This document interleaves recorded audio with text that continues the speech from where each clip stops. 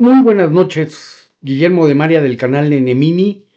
Bien, pues vamos a hablar un poco, y esto es para los jóvenes, que sepan lo que sus padres, yo por ejemplo, como les explico a mis hijos lo que vivimos con el PRI, con el PAN, y ya en últimas fechas con el PRD, ¿no? Que entiendan que el cambio de gobierno que hoy tenemos es un cambio y es un régimen socialista, el cual ha demostrado su valía, digan lo que digan, y lo vamos a ver. En este caso el PRI, van a ser dos videos, porque es muy extenso lo que hay que hablar del PRI, ¿no? Y creo que es muy importante que lo entendamos, ¿no? Dice, difícil de erradicar corrupción, un hábito del PRI. Y es cierto, el PRI y cualquiera de los que funcionarios que llegaban, decía, es que es mi sexenio, cabrón. Aquí es cuando, ¿no? Voy a tener para vivir como rey. Y así lo decían. Y déjenme platicarles una anécdota, rápido, yo soy jubilado de Bancomer, de BBVA Bancomer. Y en una ocasión estábamos comiendo, tres compañeros y yo, o cuatro y yo, ¿no? Y un amigo lanzó una pregunta. Era el tiempo en el que se iba a votar y en el que estaban participando en la contienda presidencial Fox, La Bastida, Cuauhtémoc Cárdenas y alguien más, no me acuerdo. Y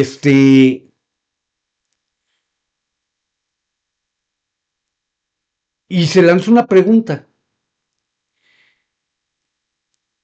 Y alguien de los compañeros preguntó, si tú llegaras a un puesto de gobierno, a un nivel alto donde manejas el presupuesto, ¿robarías? Y creo que éramos cinco. Bueno, el 60% de los que estábamos ahí, que fueron tres, ¿no? Sí éramos cinco, porque tres dijeron, sí, yo sí robaría. Y un amigo y yo dijimos, oye, no, pues ¿cómo? O sea, estamos hartos de lo que estamos viviendo y tú, no, sí, güey, yo sí robaba. No, pues sí. Y esa es la mentalidad que se tiene, ¿no? Y que se está erradicando.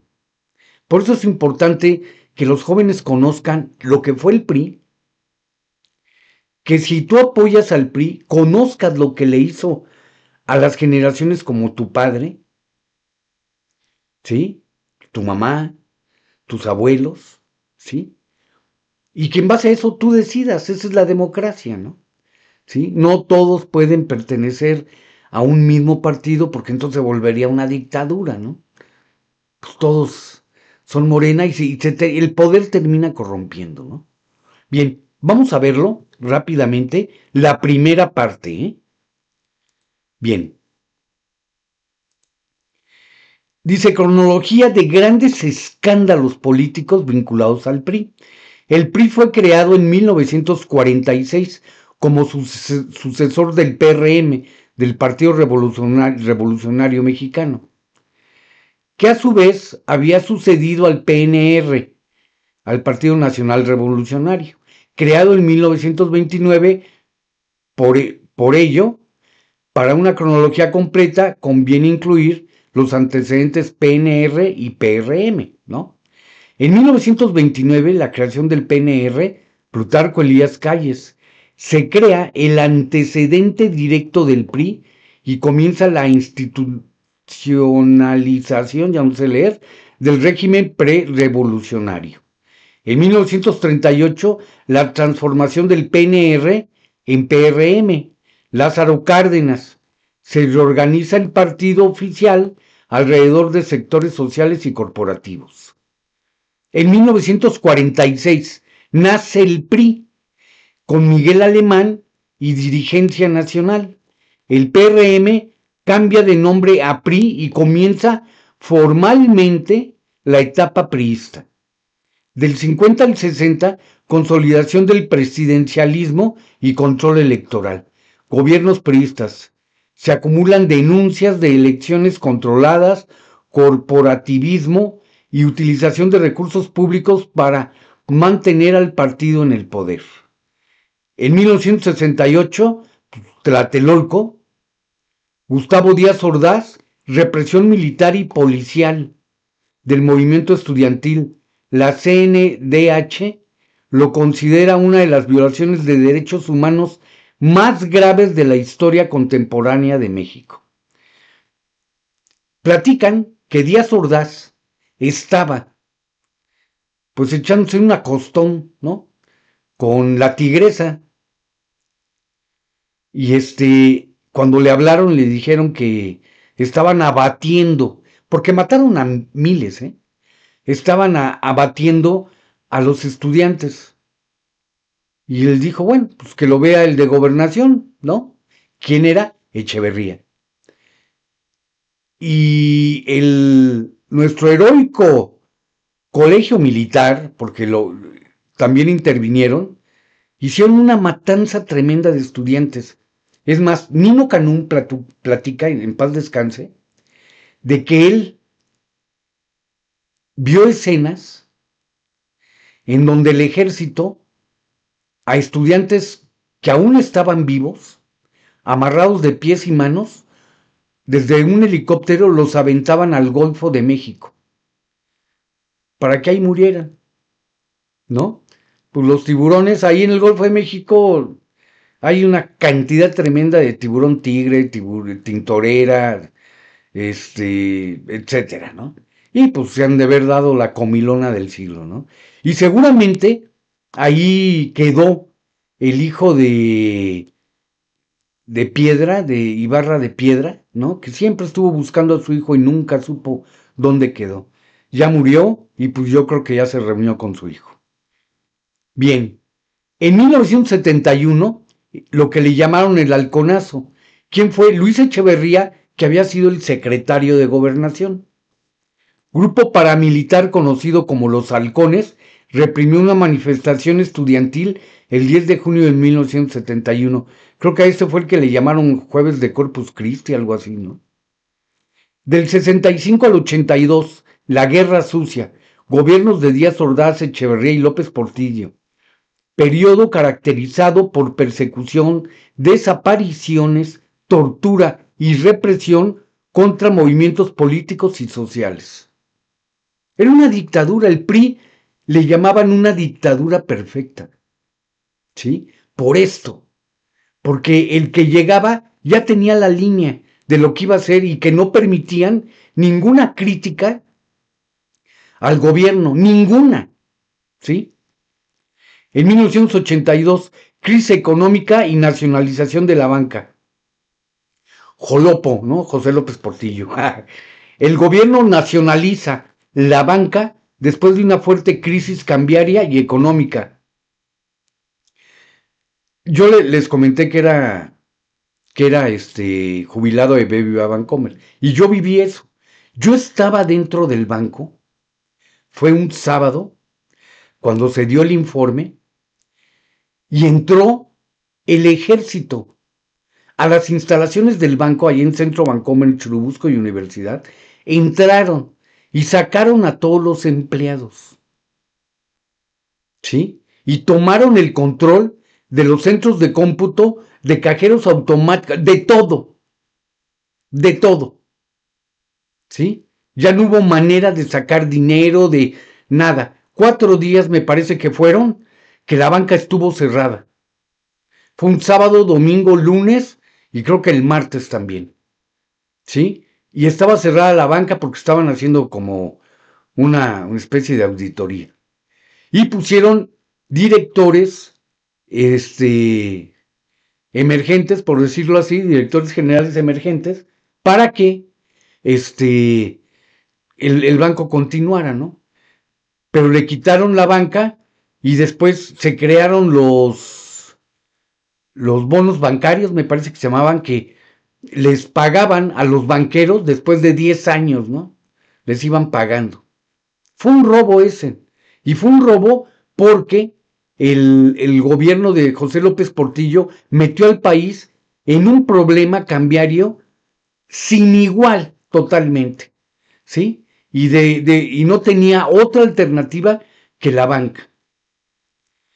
Bien, en 1988, elección presidencial y caída del sistema. Carlos Salinas de Gortari y Cuauhtémoc Cárdenas. La elección fue altamente controvertida. La SEP registra las denuncias, fraude y las protestas posteriores en 1989. El PRI reconoció el triunfo opositor en Baja California y eso fue concertado, ¿sí?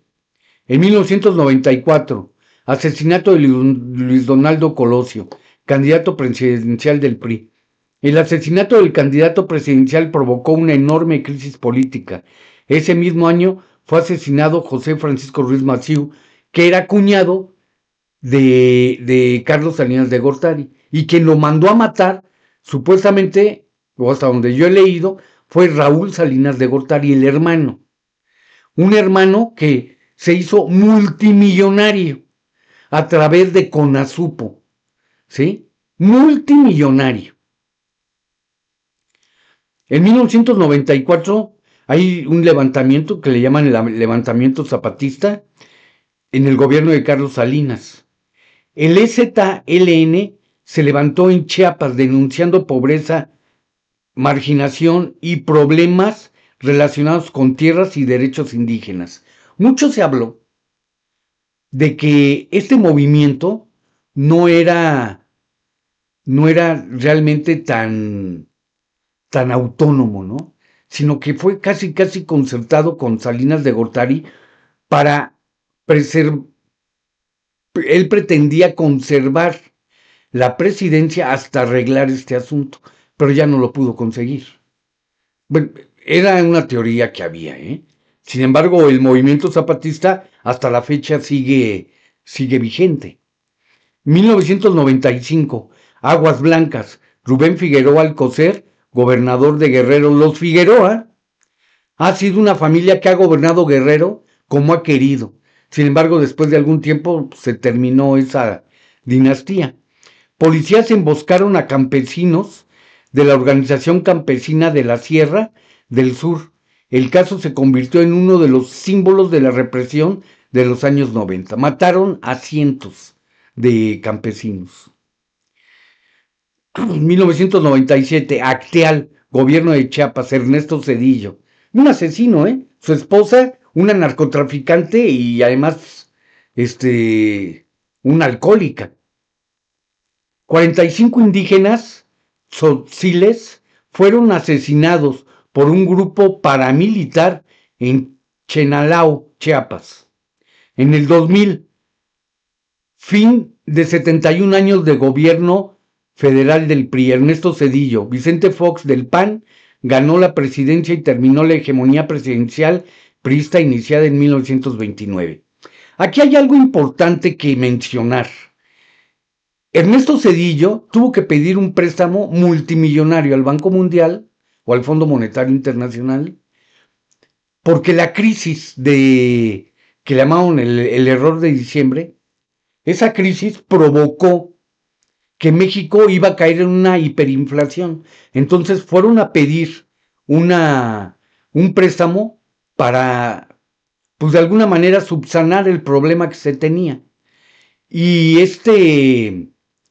Bill Clinton le dijo, sí te prestamos, pero vas a entregar la presidencia. No recuerdo si dijo al PAN pero dijo, va a haber alternancia, entregas la presidencia. y quien ganó la presidencia fue Fox, porque Ernesto Zedillo ya no apoyó a la Bastida como lo debió haber apoyado, y eso lo pone en su libro.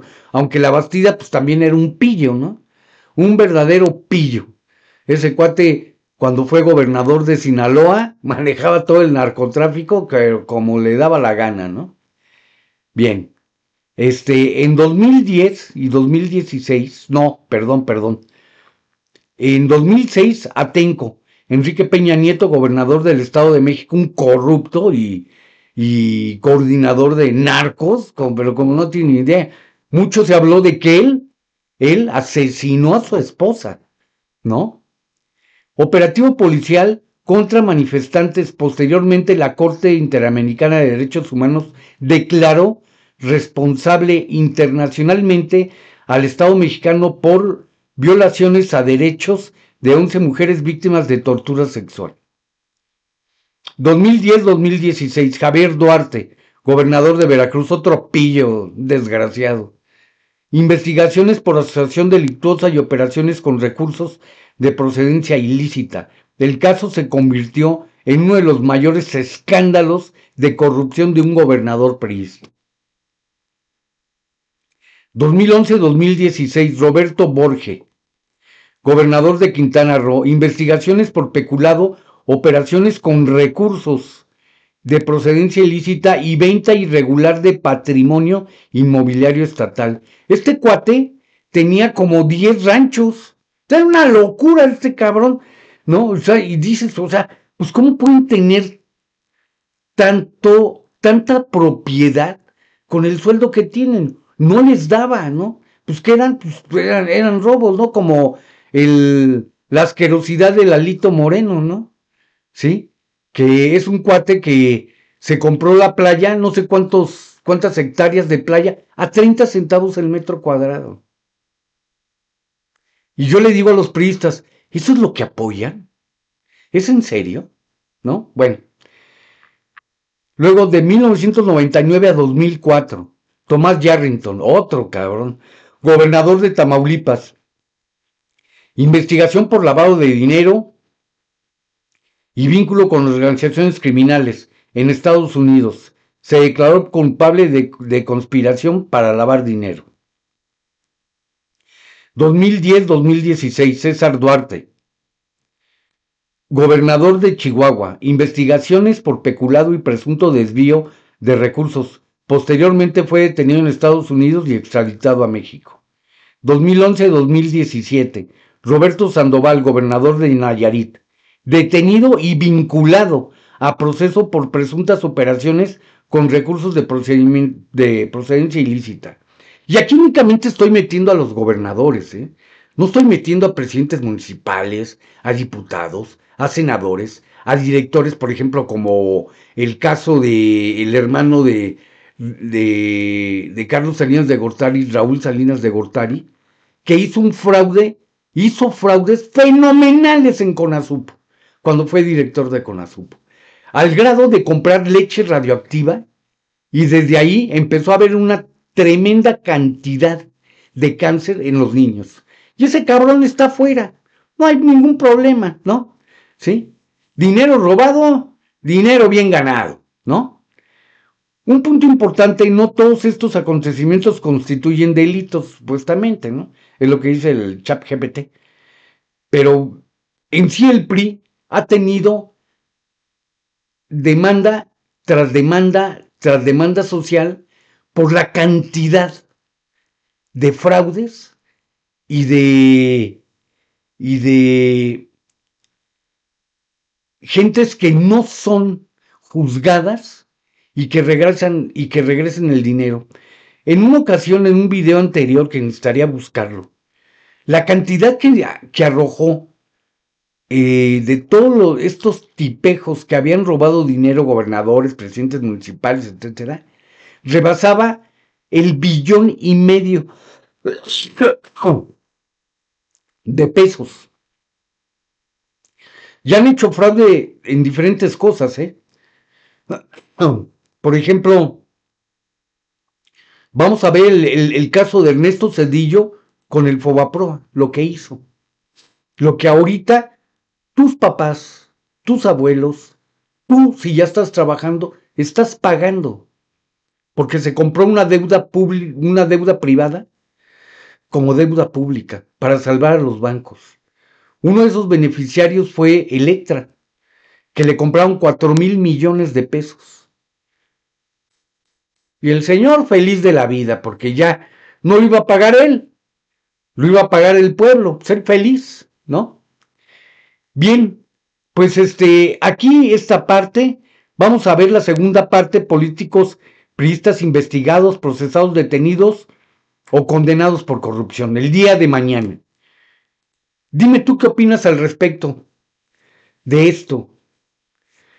Si eres de los que apoyas al PRI, ten cuidado, lee más.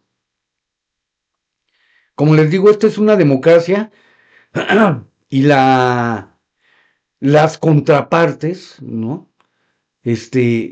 Son bienvenidas, por supuesto.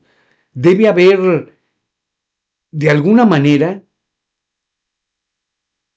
oposición al gobierno, porque si no sería una dictadura, ¿no? Todo lo que diga Morena se hace, ¿no? Y ya vieron ustedes que no, ¿no? El PRI, el PAN, el PRD, lo que había del Movimiento Ciudadano, y vamos a hablar de cada partido, ¿eh?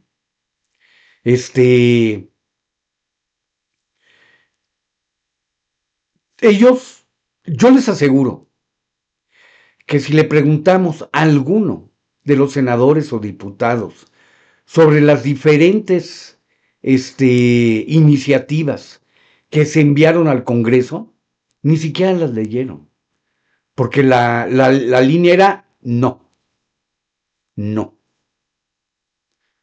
¿sí?